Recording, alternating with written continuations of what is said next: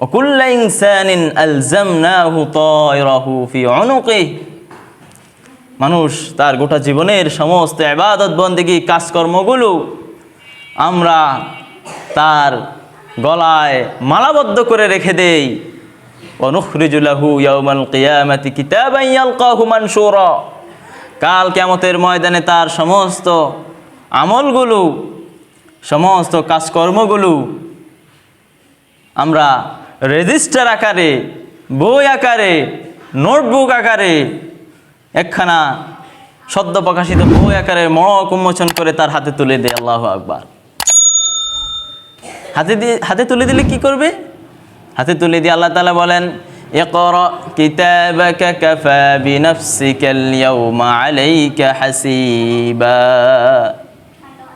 ইকরা কিতাবাক, তুমি তোমার কিতাব আমলনামা পড়ে দেখো। কাফা বিনাফসিকাল ইয়াওমা আলাইকা হাসিবা, তোমার হিসাব নিকাশের জন্য আজকে তুমি নিজেই যথেষ্ট। তোমার যখন এসএসসি এইচএসসি রেজাল্ট প্রকাশিত হয়েছিল, তোমার যখন স্কুল থেকে প্রোগ্রেস রিপোর্ট দিবে, তখন বলা হয়েছিল তোমার বাবাকে, তোমার মাকে, তোমার অভিভাবককে সাথে নিয়ে আসবা। কিন্তু কাল কিয়ামতের ময়দানে আল্লাহ তাআলা এটা বলবেন না তোমার বাবাকে নিয়ে এসো, তোমার আম্মুকে নিয়ে এসো। আল্লাহ বলেন কাফা বিনাফসিকাল ইয়াওমা আলাইকা হাসিবা, তোমার হিসাব নিকাশ গ্রহণ করার জন্য তুমি নিজেই যথেষ্ট, কাউকে লাগবে না।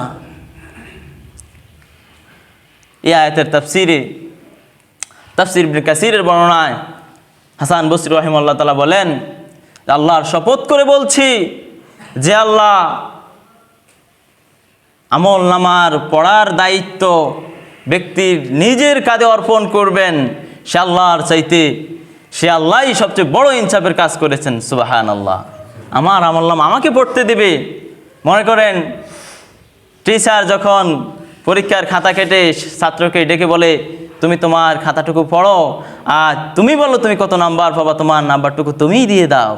সবার হাতে হাতে ক্লাসে ঢুকে যার যার খাতা তার হাতে হাতে দিয়ে বললেন, তোমার খাতাটুকু তুমি পড়ো, তোমার নাম্বারিং তুমিই করো। শিক্ষকের সামনে সে যতভাবে ঠিক ততই দিবে, কারণ সে জানে সে খাতায় কি লিখেছে।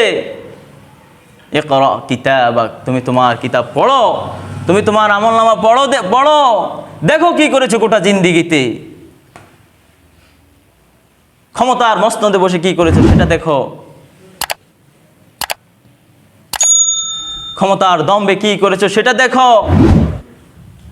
আয়না করে মানুষকে কিভাবে হত্যা করেছো সেটাও পড়ো, সেটাও দেখো, সব পড়ো, সব দেখো। কাতাদা রাহিমাহুল্লাহ বলেন তাবারির বর্ণনায়, সেদিন সবাই পড়তে পারবে, দুনিয়ার জীবনে যে নিরক্ষর ছিল সেও পড়তে পারবে। আল্লাহু আকবার। আপনি বলবেন হুজুর আমি তো আলিফ বাতে জানি না, সরা পারি না, স্বাক্ষর করতে গেলে কলম ভেঙে যে আমি টিপ স্বাক্ষর করি, টিপ সই দেই, সেদিন সেও পড়তে পারবে, সেদিন সেও গড় গড় করে পড়ে যাবে সে গোটা জীবনে কি করেছে। যখন তার সামনে এই কিতাবগুলো তুলে দেওয়া হবে, আমলনামা তুলে দেওয়া হবে, তখন সে আমলনামার দিকে ফেল দৃষ্টিতে তাকিয়ে থাকবে। وَوُضِعَ الْكِتَابُ فَتَرَى الْمُجْرِمِينَ مُشْفِقِينَ مِمَّا فِيهِ وَيَقُولُونَ يَا وَيْلَتَنَا مَا لِهَذَا الْكِتَابُ لَا يُغَادِرُ صَغِيرَةً وَلَا كَبِيرَةً إِلَّا أَحْصَاهَا। আল্লাহু আকবার। সেদিন যখন নাফরমান তার আমলনামা দেখবে, তখন আমলনামার দিকে তাকিয়ে থাকবে, ভীত সন্ত্রস্ত অবস্থায় আমলনামার দিকে তাকাবে আর বলবে, এ কেমন কিতাব, এ কেমন রেজিস্টার, এ কেমন নোটবুক, এ কেমন ডায়েরি, যেখানে আমার গোটা জীবনের একটা ক্ষুদ্র থেকে ক্ষুদ্র কাজ বাদ যায় নাই, একটা বৃহৎ থেকে বৃহৎ কাজ বাদ যায় নাই। এটা আবার কেমন কিতাব, এবার কেমন রেজিস্টার। ওয়াজাদু মা আমিলু হাদিরা, তারা সব দেখতে পাবে, গোটা জীবনে যা যা করেছে সব কিছু সে তার আমলনামায় দেখতে পাবে। ওয়ালা ইয়াজলিমু রাব্বুকা আহাদা, আল্লাহ তাআলা বলেন আপনার রব কোনো বান্দার উপর বিন্দু পরিমাণ জুলুম করবে না, সে যা করবে ঠিক তাই তার আমলনামায় উঠে যাবে। সুবহানাল্লাহ। সম্মানিত হাজিরিন, তাহলে আমি রাতের অন্ধকারে কি করব সেটাও আল্লাহ দেখবেন, সেটাও আমার আমলনামায় উঠে আসবে। অন্যায়ভাবে কার উপরে আমি জুলুম করেছি সেটাও আমলনামায় উঠে আসবে। ফামান ইয়ামাল মিসকালা যাররাতিন খায়রান ইয়ারা, অনুপরিমাণ, বিন্দু পরিমাণ, যেটা অনুবীক্ষণ যন্ত্র ছাড়া দেখা যাবে না, সে পরিমাণ ভালো কাজ করলে, কল্যাণ কাজ করলে সেটাও তার আমলনামায় উঠে আসবে। আর অনুরূপ কেউ যদি মন্দ কাজ করে, খারাপ কাজ করে, সেটাও তার আমলনামায় উঠে আসবে। আল্লাহু আকবার। তাহলে কি করে আমি আল্লাহর দরবারে পার পাবো? কোন উপায়ে আমি আল্লাহর দরবার থেকে আমি নাজাত পাবো?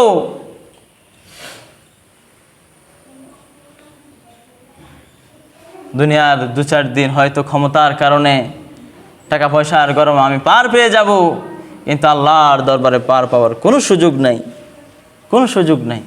সম্মানিত হাজিরিন, এই আমলনামা যখন ডান হাতে দেয়া হবে তখন রিয়াকশন হবে একরকম, আর যাদের আমলনামা বাম হাতে আসবে তাদের রিয়াকশন হবে আরেক রকম।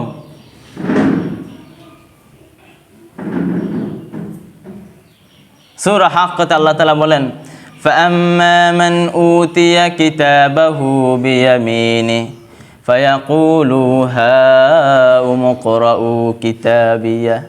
যার আমলনামা ডান হাতে আসবে সে তার আশেপাশে মানুষদেরকে ডেকে ডেকে বলবে, ওহে কোথায় তোমরা, দেখো দেখো তো আমার এখানে কি লেখা আছে। পরীক্ষার যখন রেজাল্ট পাবলিশ হয় তখন সবাই ফেসবুকে শেয়ার করে, যদি A+ পায়, সম্মানজনক একটা ফলাফল পায়, তখন সবাই শেয়ার করে আর আলহামদুলিল্লাহ সাথে লিখে দেয়।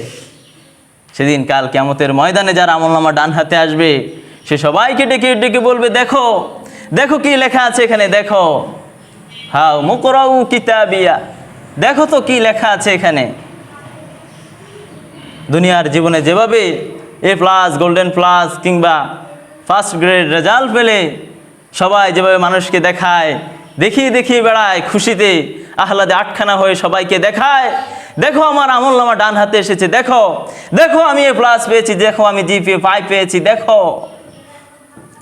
হাউ মুকরাউ কিতাবিয়া ইন্নী যনানতু আন্নী মুলাকিন হিসাবিয়া, আমি জানতাম আমি এমন রেজাল্ট পাবো, আমি জানতাম আমি A গ্রেড পাবো, আমি জানতাম আমি GPA 5 পাবো, আমি জানতাম আমি A+ পাবো। যে পরীক্ষা দেয় সে ঠিকই জানে তার ফলাফল কেমন আসবে। দুনিয়ার জীবনে যে যেভাবে আমল করবে ঠিক সে আল্লাহর দরবারে সেভাবেই কামনা করবে। 5 ওয়াক্ত নামাজ আমি যথাযথভাবে পড়বো না, গোটা জীবন আমি দেদারসে আমার মতো করে পার করব, সুদ ঘুষ কিছুর পরোয়া করব না, তোয়াক্কা করব না। আর আল্লাহর দরবারে আমি ডান হাতে আমলনামা কামন করবো, এটা কীভাবে সম্ভব? কোনোভাবেই সম্ভব নয়। সেম কথাটুকু সূরাতুল ইনশিকাকে রয়েছে, فَأَمَّا مَنْ أُوتِيَ كِتَابَهُ بِيَمِينِهِ فَسَوْفَ يُحَاسَبُ حِسَابًا يَسِيرًا। আল্লাহু আকবার। যার আমলনামা ডান হাতে আসবে তার হিসাবটুকু সহজ হয়ে যাবে। তাকে আল্লাহ তাআলা পুঙ্খানুপুঙ্খভাবে ধরবেন না, এটা করলে কেন, ওটা করলে কেন, এটা করলে কেন, ওটা করলে কেন, এভাবে জিজ্ঞেস করবেন না। তার আমলনামায় গুনার তুলনায় ভালো কাজের সংখ্যা বেশি থাকবে, অনেক বেশি থাকবে। সেখানে 2-1টা গুনার কারণে আল্লাহ তাআলা তাকে জিজ্ঞেস করবে, এটা করলে কেন, ওটা করলে কেন, এটার ওজর পেশ করো, ওটার ওজর পেশ করো, এটা বলে আল্লাহ তাআলা তাকে ছেড়ে দিবেন। শুধু তাই না, ওয়ায়ানকালিবু ইলা আহলিহি মাসরুরা, যার আমলনামা ডান হাতে এসে যাবে সে হাসতে হাসতে সে তার প্রতিবেশীর কাছে চলে যাবে। তার প্রতিবেশী যদি জান্নাতে থাকে সে জান্নাতে তার প্রতিবেশীর কাছে চলে যাবে, গিয়ে বলবে, দেখো আমার আমলনামা কি এসেছে, দেখো দেখো আমার হাতে কি আছে, দেখো। সুবহানাল্লাহ। সম্মানিত হাজিরিন, এভাবেই আমাদের আমলনামা আমাদের ডান হাতে চলে আসবে, আর কারো আমলনামা কারো বাম হাতে চলে আসবে। যার আমলনামা তার বাম হাতে আসবে তার ব্যাপারে কঠিন হুঁশিয়ারি রয়েছে, তার উপায় নেই, কোনোভাবে তার পার পাওয়ার সম্ভাবনা নেই। সম্মানিত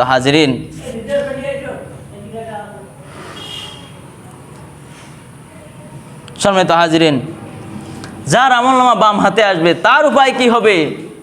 একটু ধারণা নেওয়া দরকার।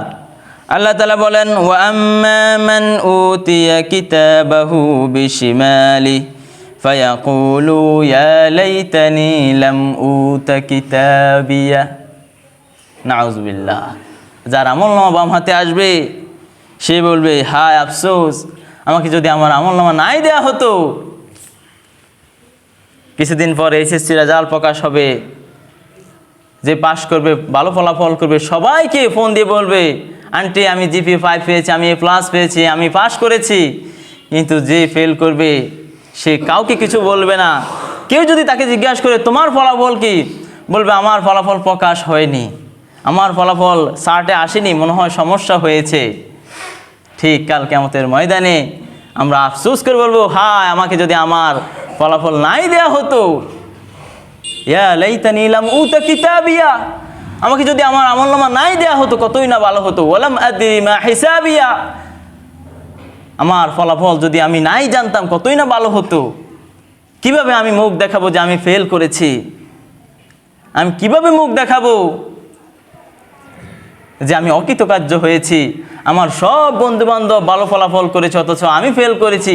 এই কথা আমি আমার পরিবারকে কি করে বলবো? ইয়া লাইতানি লাম উতা কিতাবিয়া, আমাকে যদি আমার আমলনামা নাই দেয়া হতো। সম্মানিত হাজিরিন, শুধু তাই নয়, ইয়া লাইতাহা কানাতিল কাদিয়া, সে আফসোস করে বলবে, হায় হায় আফসোস, আবার কেমন বিচার। শুধু তাই নয়, সে তখন আরো আফসোস করবে, মা আগনা আন্নি মালিয়া, দুনিয়ার জীবনে টাকার নেশায়, সম্পদের নেশায় আমি যে বুঁদ হয়েছিলাম, আমি সঠিকভাবে আমার ইবাদত বন্দিগুলো করতে পারিনি। আমার সে আজ টাকা পয়সাগুলো কোথায়? আমার lakh crore million million dollar আজ কোথায়? অমুক প্রজেক্ট থেকে মেরে দেওয়া টাকাগুলো কোথায়? কিছুই তো আমার আজ কাজে আসছে না।